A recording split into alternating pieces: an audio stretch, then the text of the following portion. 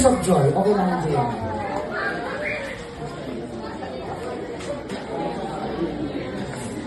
Nakakatouch naman.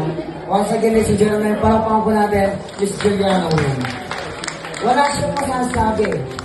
Kusa na lang na dumuhan ka ng mga mata kasi nga, napakaswerteng bata. Diba?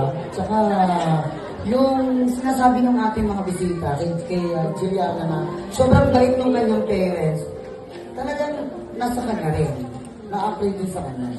So, Juliana, again, happy 7th birthday, alright? Alam mo ba na Miss Juliana? Alright. So, sino ba dito yung wala pang prize? Taas sa kamay. Sino yung mga kids natin wala pang prize? Alright, eto, continue tayo.